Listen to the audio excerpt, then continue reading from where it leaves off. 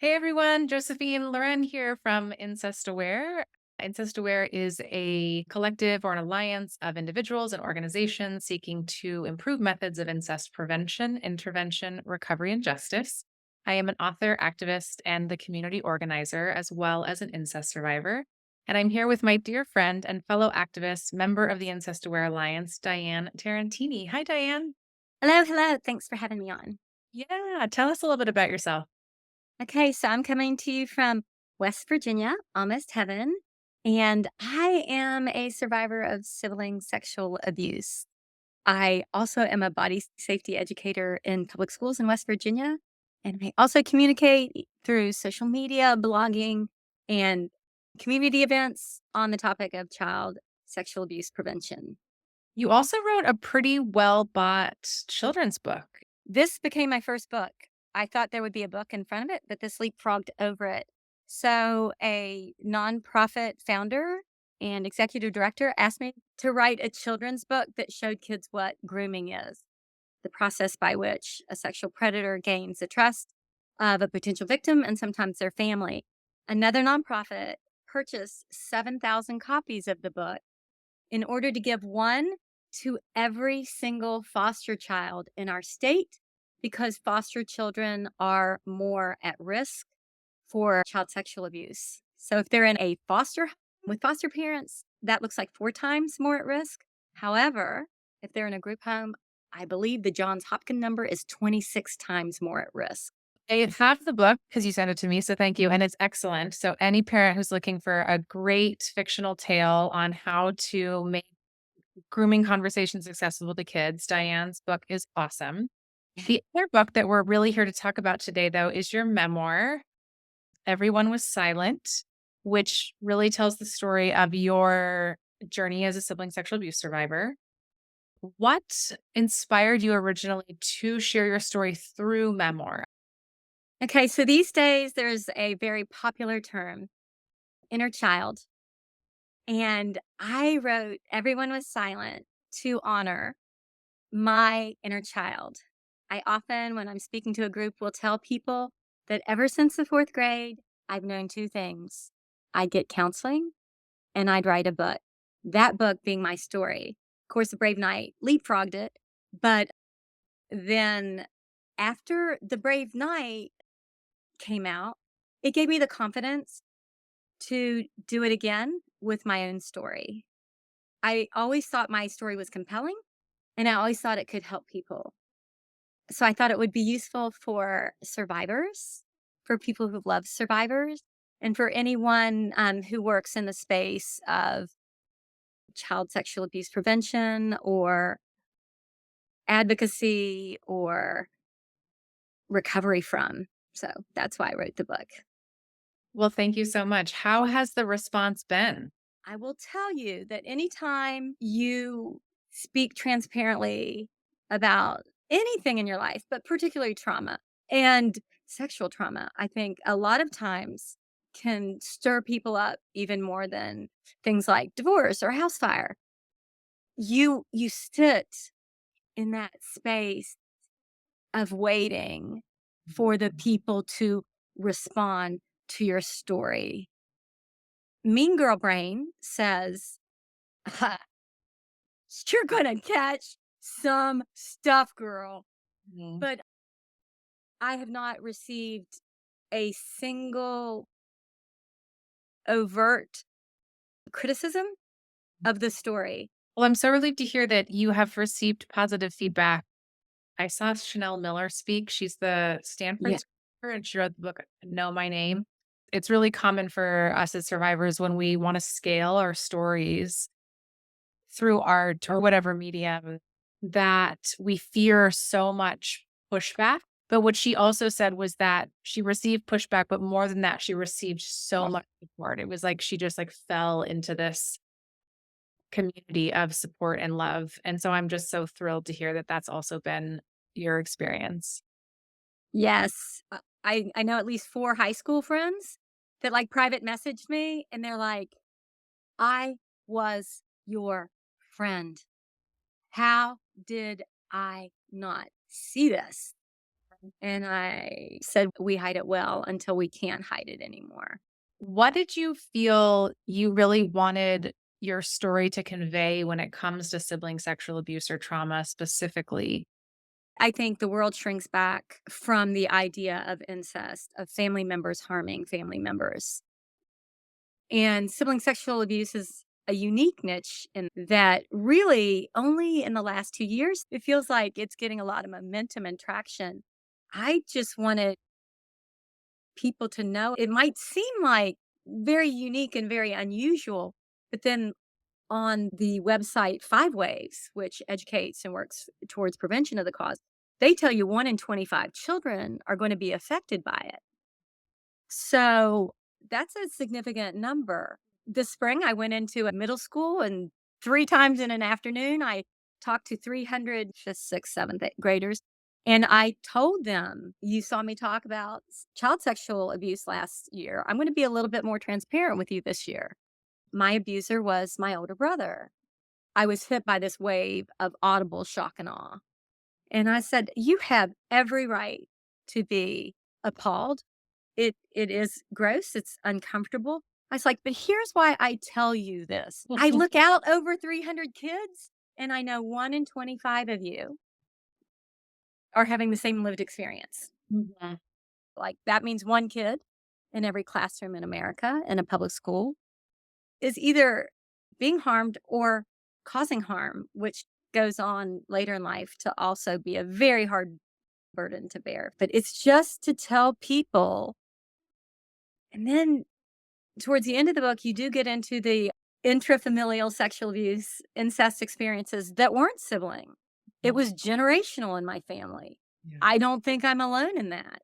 right. There's a recent Atlantic article that talks about how very significant they're finding incest to be through DNA testing. As I even write and research sibling sexual abuse, it just makes me want to take the bullhorn and just say, we got to talk about the whole dang thing. So I just want to be one of the voices. I'm gifted with that ability to talk about uncomfortable things. It's going on and we got to stop it. So what do we do? Well, also, you have such a exuberant personality. I feel like you're so made for this work. When I talk about it, I'm so intense. I filmed myself recently, but I'm like talking to the camera, like Yes. I'm gonna fight someone on the other side. So we all bring our energy to the table, but I do love the playfulness that you bring to the issue because it is a difficult issue for people to receive. And sometimes it's nice to get like a spoonful of sugar along with it. And you're like that little spoonful of sugar. I literally feel like I'm doing stand up comedy with an agenda. Like when I talk about personal safety plans, I'm like, what would you do if your clothing caught on fire? If my clothing catch on fire, I will stop, drop, and roll. And guess what I do? I stop, I drop, I roll. So you have to be dynamic. You have to be engaging. You have to be real. We have listeners often that are trained to receive disclosures. They'll say, Diane, the more real you are, you just see the kids lean in. There's one thing I said on a reel yesterday, and the first time I ever said it was in a body safety assembly. I said, so one of the signs of child sexual abuse or sibling sexual abuse is regressive behavior, such as bedwetting, backsliding on potty training, thumb sucking. Joe, I sucked my thumb into my 30s until I got counseling. It's just little Diane trying to self soothe. Every time I think I don't have any stories left to tell him, there's something. The thing that I really loved about your book was you did an excellent job explaining the chaos of incest, especially siblings at trauma, where it's not just what happens to you while it's happening, it's then what happens inside of you or intrapersonally. It's what happens to how it influences your interpersonal relationships, it's how it influences your intrafamilial relationships, it's how it influences your worldview. All of those things are impacted for a lifetime. The drama that your brother causes throughout your family life is still going on, it seems, Yeah. by the end of the book. I just thought you did that so beautifully. I think that's such an important thing for people to understand that this isn't an issue that's between one person and another. This issue is like a web that connects to so many other things and affects so many people. And for a lot of reasons, but especially that reason, we need to stop it. Like we need to kind of cut those connections and those cords, you know? Yeah. The thing about sibling sexual abuse or interfamilial sexual abuse is so often our little sweet survivors are living in the same home 24/7 with their abusers. This happened during the pandemic a lot of times, maybe when a child was being abused by a grandparent and that grandparent became the caregiver while the child was doing online schooling and mom and dad were off at work. The kids no longer had the safe place of school. When you have repetitive trauma over years and living with your abuser, you get complex PTSD. Right. And it's like this one person is causing all this harm. And it's so difficult. One of my questions is like, what do you wish would have happened? Oh, such a good question. Yeah, I try to address this in Everyone Was Silent. So, one of my favorite books is Brad Watt's book on sibling sexual abuse. And he says if a child causing harm gets therapy, like 95% will never offend again. Why didn't you get him some psychological help? And then once the abuse was known, he needed help. My other brother needed help. I needed help. Probably family therapy would have been useful. But I wish all of us had gotten really good therapy really early on. How could intervention have been different? How could your parents have noticed it was happening? What would the environment of your family system needed to have been in order for you to have disclosed? If we compare kind of the horror of our histories with like the the families who do it right, what does that look like? Oh my goodness. So I know at least two people that it happened. They disclosed. Mom and dad went into action and they were awesome. And I'm like, how does that happen? From talking to my two survivor friends, it sounds like their kids believed they would be believed and they believed action would be taken. There's actually been a survey that says there's things that will make a child disclose, believing they'll be believed, believing it'll stop, having faith that the grown up will take action on their behalf. I had an emotionally unavailable parent, and that would have been dad. It can also be dysfunction in the home, like domestic violence, psychological issues, drug use, substance addiction problems. So my mother lived with bipolar, but my parents hid that from me. So there was this lack of honesty coming at us from our parents. They were closed off to us. I guess we kind of reciprocated. I disclosed at what, 15 or 16, at maybe 30, and then 35. We tell kids the first person you ask doesn't get a response for you. Move down your list. We advise kids to have a list of 3 to 5 adults, multiple ones of them not being family. So I went back to my parents 3 times. In a perfect world, I would have known to have safe adults. I would to have a Right. personal safety plan. When I stand up in front of a gym of kids, I always have this moment where I'm like, if this had happened in grade school for me or junior high, I think I would have disclosed. But no one was asking me. I tell parents, I think the number one child safety tip is have deep, caring, vulnerable conversations with your kids daily. Ask them, is anything or anybody making you uncomfortable? And my second question that I would say is, do you need my help with anything? Grown-ups should just be asking all the kids they love, do you need my help with anything? And it might be like, I'm freaking out over applying to college, or I want to learn to drive. There's no telling, but we need to be asking kids what they need. Just be committed to saying, is there anything you would love to ask an adult? Because I would love to answer that for you. And if I don't know the answer, I will find the answer. That's what I think we need is more just real conversations. I love that. I think you're so right. Prevention education needs to focus more on the responsibility on adults to recognize patterns of grooming and perpetration, engage their kids, teach them about their bodies and body safety and what they can and can't expect with how people should be treating them.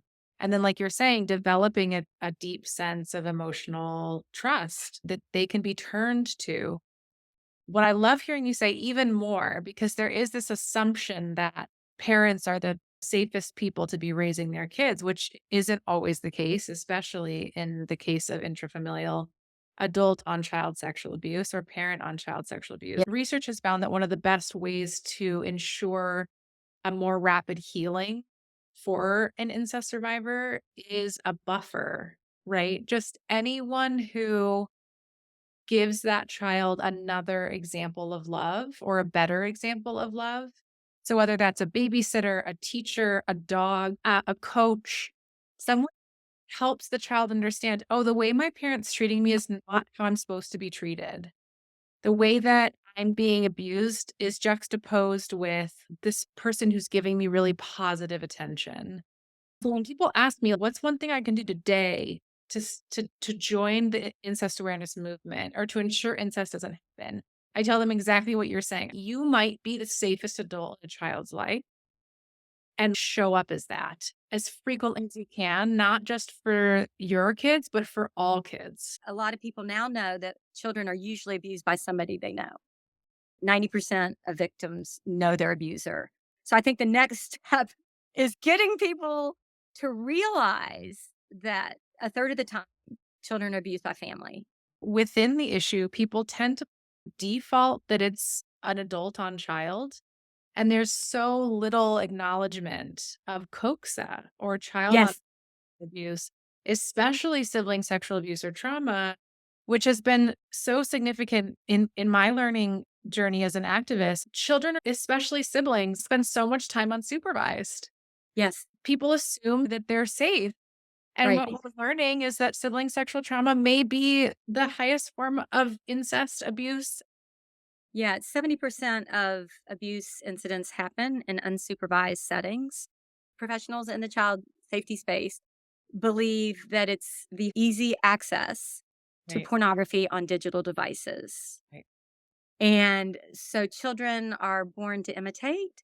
They're viewing pornography and then they're doing it. They're doing what they see. When it's child on child, we have to kind of wrap our heads around it differently, right? Because, like you're saying, there are certainly cases where siblings or other children are harming a child intentionally, and they're using the patterns of grooming in order to gain access, and keep secrets. There are a lot of times where a child doesn't even know they're harming someone. They see a game, they're playing doctor, or this just feels good. But they don't really have a sense of cause and effect or consequence. Right.